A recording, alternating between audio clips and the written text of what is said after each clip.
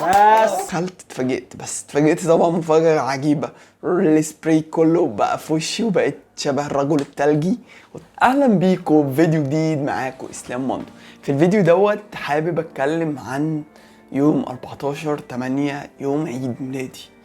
حصل لي مفاجأة جميلة قوي من صحابي وانا انبسطت جدا، والصراحة كانت مفاجأة. كان يوم 14/8 ده كان عيد ميلادي. قبلها بيوم على طول، قبلها بيومين عملوا لي عيد ميلادي، كانت دي المفاجأة. تمام، فحابب اشارك الفرحة دي معاكم، حابب اشارك اليوم العيد ميلاد دوت معاكم. المهم يعني حابب اشارك الموضوع معاكم. كنت مبسوط جدا لما عملوا لي العيد ميلاد، لاني انا كنت متفاجئ. كان في حاسس ان الجو مريب في الشغل.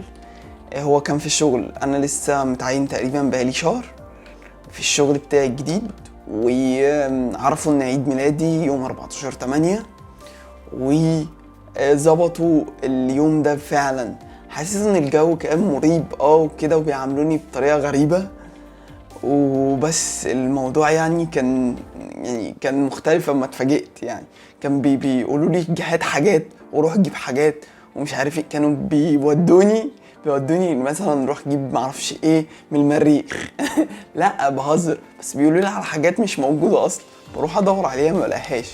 تمام، ارجع تاني يا جدعان ما لقيتهاش. بس فالموضوع كان غريب كده ومريب. بحس ان هما عايزين يقدروني مثلا في الشغل او يقرفوني في الشغل. لا بجد يعني اتفاجئت بقى بعد كده. يعني اول ما هتشوفوا، يعني اول ما دخلت الاوضه، يعني اول خلاص بقى الجو المريب دوت، وبعد كده الجو هدى وقعدت على المكتب بتاعي. وبعد كده استنيت شويه، كنت بقلب في الموبايل كده ببص على حاجه، وبعد كده راحوا قالوا لي اسلام تعالى كده بص، ودخلوني الاوضه اللي جوه. واول ما دخلت اتفاجئت طبعا مفاجأة عجيبة. السبراي كله بقى في وشي وبقيت شبه الرجل الثلجي، وطلعت بقى مسكت المناديل وقعدت امسح في وشي وبتاع وكده. اول بقى ما دخلت ومسحت الحاجه اللي على وشي، بصيت على التورته، اتفاجئت الصراحه بالتورته. كان عليها صورتي والصوره المميزه عندي والصوره اللي انا بحبها اللي هي متصوره في دهب. فبجد الموضوع كان لذيذ قوي، وكلهم فرحانين كلهم مبسوطين وكانوا بيصوروني والصراحه انبسطت قوي باليوم دوت. يعني المفاجاه كلها، وجات لي كام هديه برضو انبسطت بيهم جدا.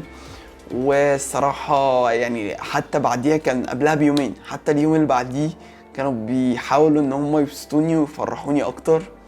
بس بجد يعني كانت مفاجأة لذيذة. وبحب اشكر جدا الناس كلها اللي شاركت في العيد ميلاد، واحب اشكركم كلكم لو انتوا هتقولوا كل سنة وانت طيب وبتاع.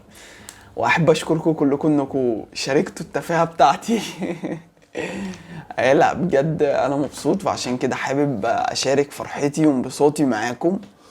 واسف لو طولت عليكم في الفيديو دوت. واحب دلوقتي اختم الفيديو بكلمة لا اله الا الله.